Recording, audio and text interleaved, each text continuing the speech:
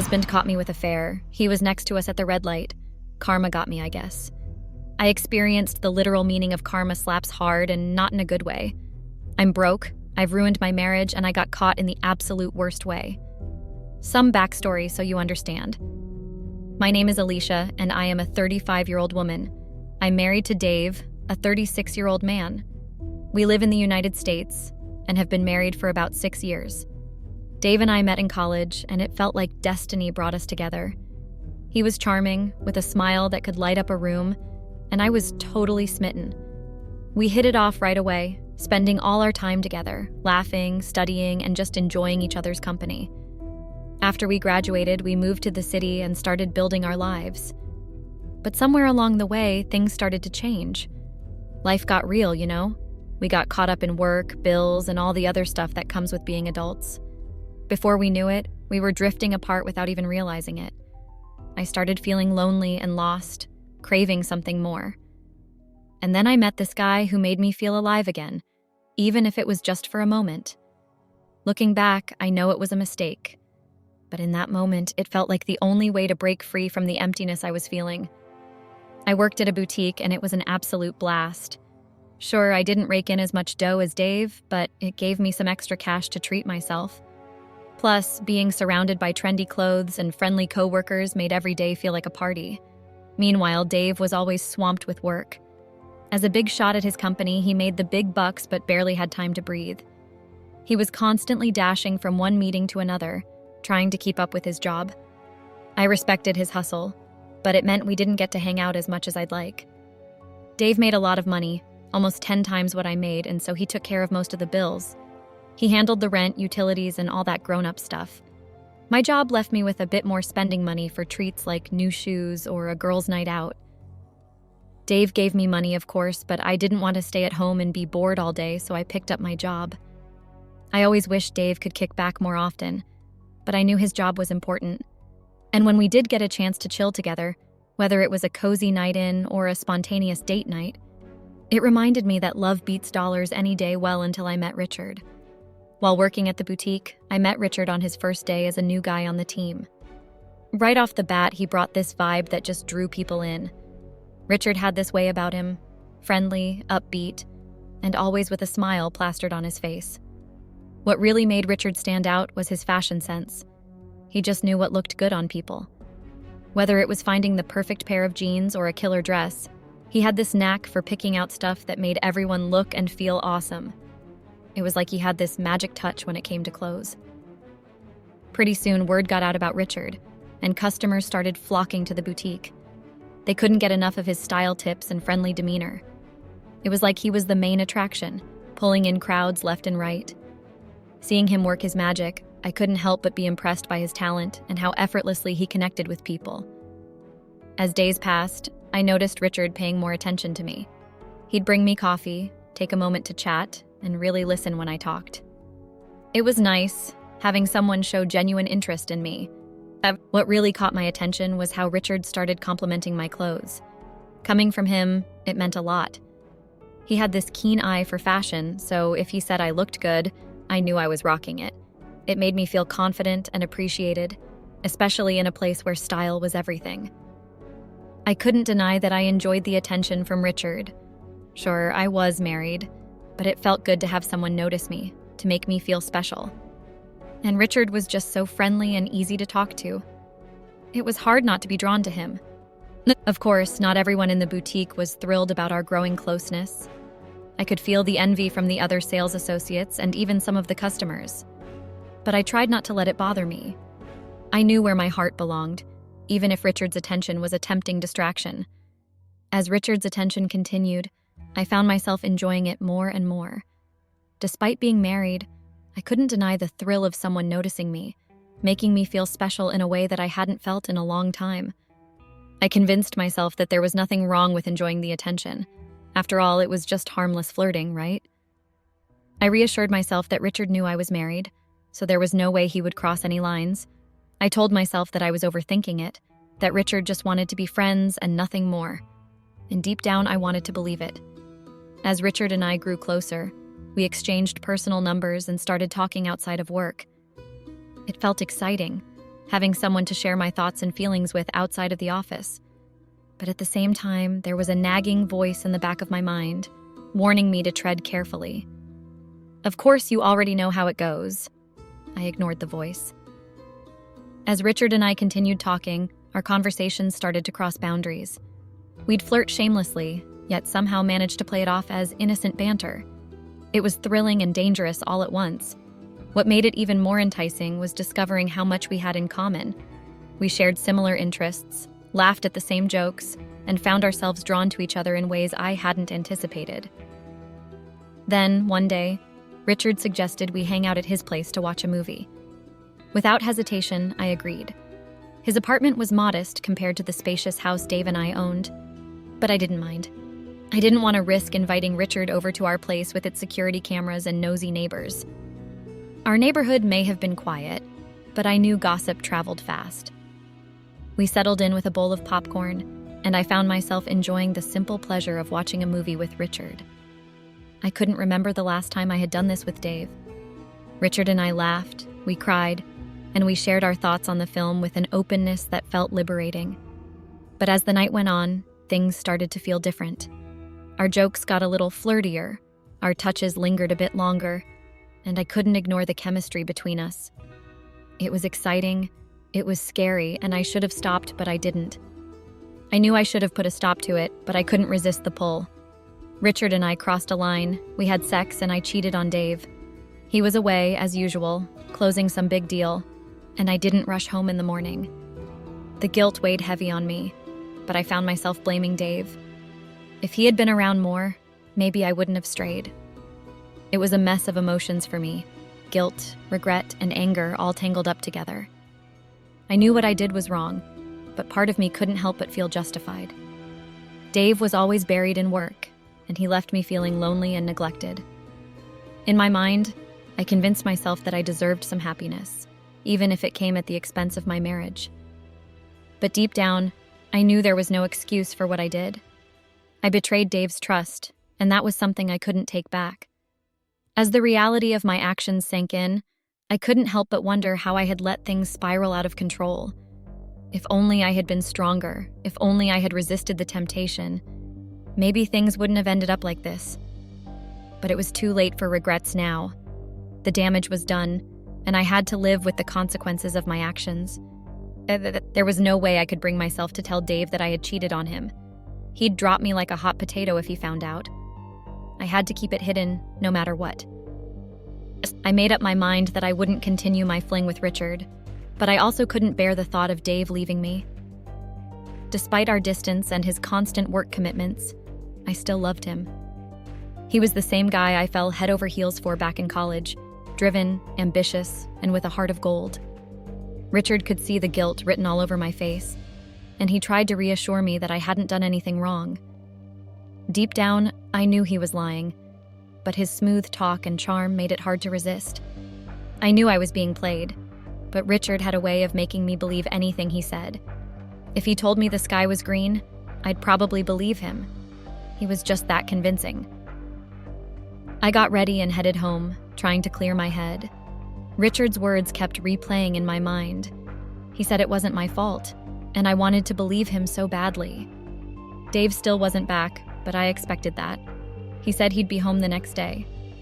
I called in sick to work and decided to spend the day sleeping, hoping it would help me shake off the guilt and confusion.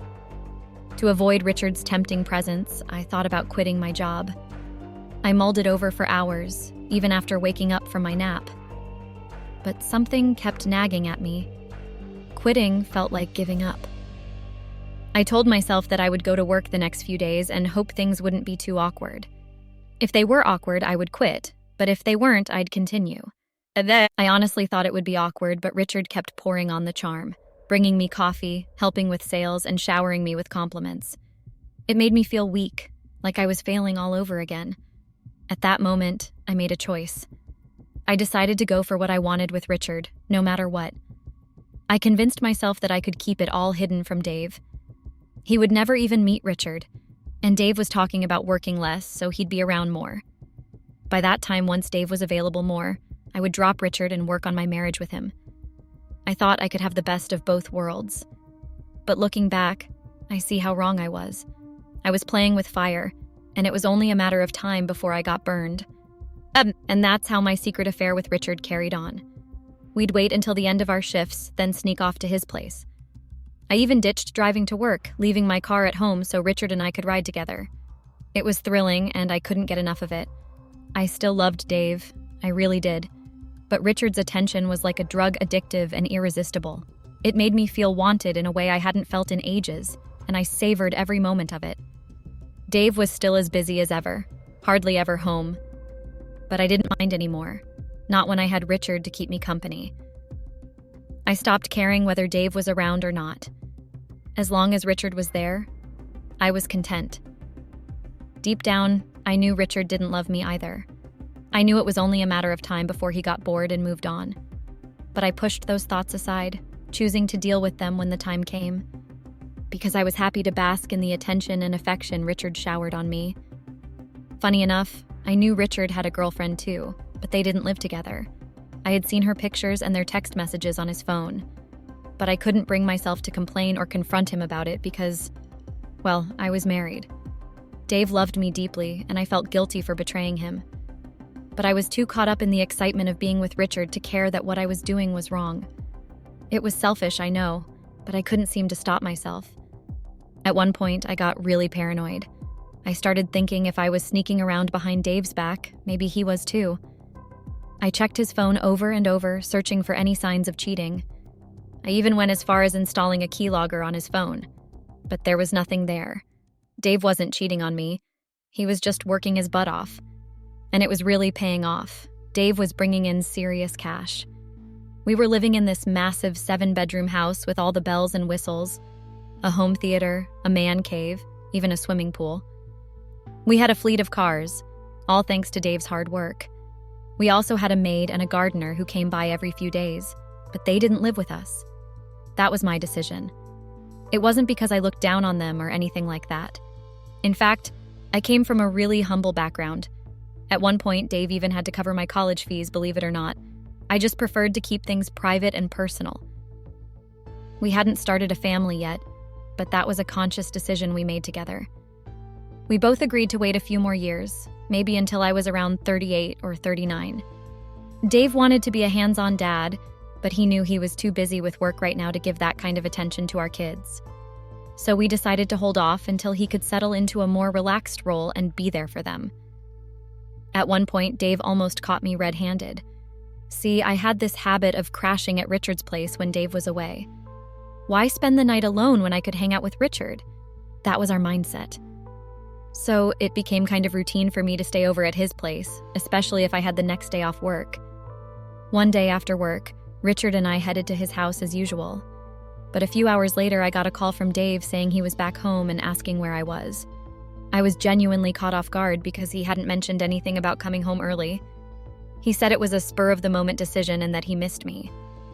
I had to bolt home, and let me tell you, public transport was not on my side, especially since I'd stopped using our cars. When I finally got home, I had to come up with some excuse. I told Dave I had gone out for a bit because I was bored at home, and surprisingly, he bought it. He even seemed sympathetic, which just made me feel even more guilty. After that close call, Dave started asking questions. He wondered why I stopped using the cars to go to work. I made up some story about wanting to feel like a regular person and not wanting my coworkers, who actually needed the job, to think I was trying to show off. It was a lame excuse, but Dave seemed to buy it. My blood turned to ice and I was frozen in place like a deer caught in headlights. Richard must have noticed my sudden silence and followed my gaze to the Tesla. The look on my face must have given it all away because he frowned in concern. Finally, the light changed to green, and Dave started to drive away.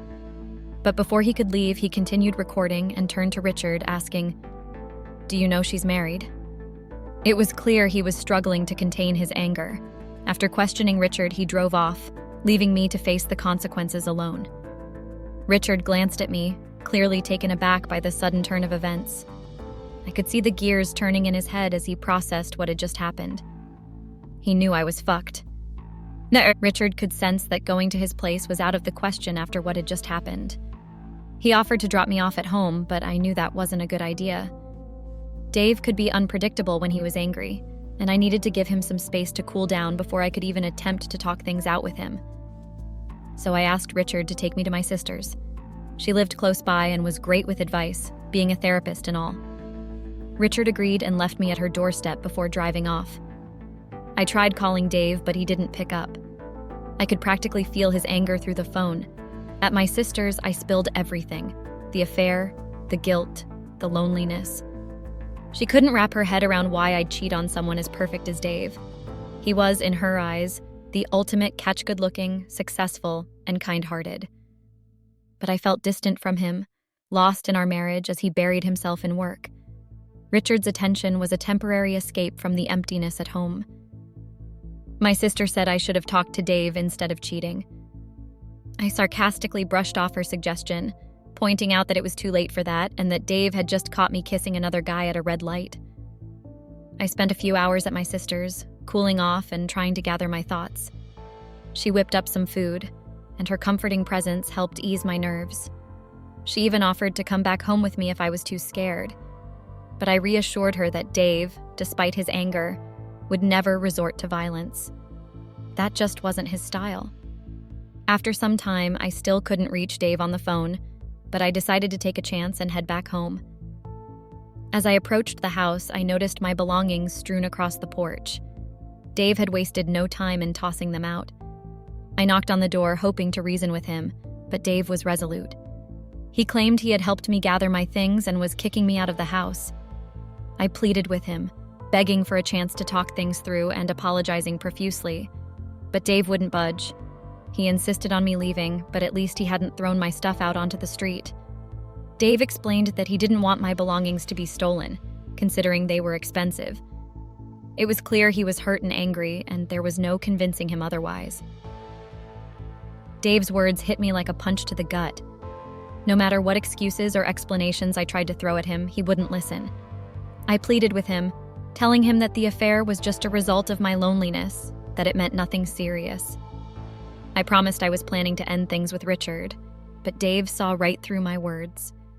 He was fed up with my excuses, calling them bullshit, and stormed back into the house, leaving me standing there, shattered and alone. His harsh words cut deep, accusing me of distancing myself from him for a reason he now understood all too well.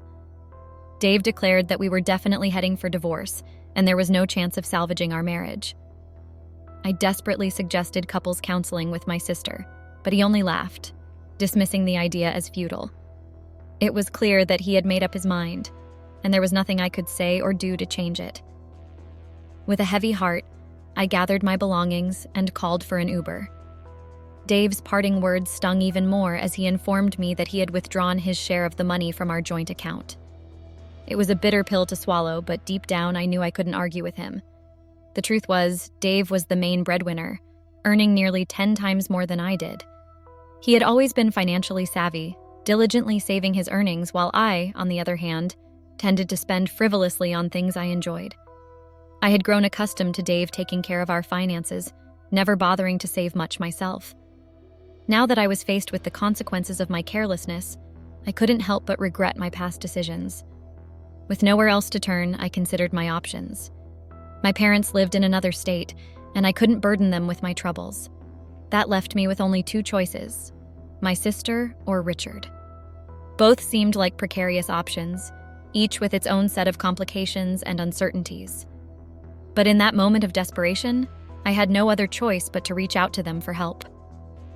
On one hand, my sister had this constant need to fix everything, and it grated on my nerves. She just couldn't get that some things were beyond fixing, that some wounds were too deep. And then on the other hand, there was Richard, the guy who got me into this mess.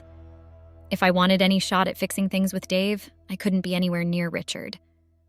But with no money for a hotel and nowhere else to go, I reluctantly decided to give Richard a shot.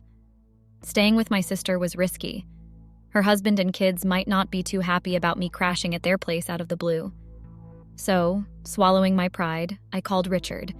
But before I could even explain, he shut me down, saying he wasn't interested in us anymore. He'd decided to work things out with his girlfriend, leaving me stranded with nowhere to go.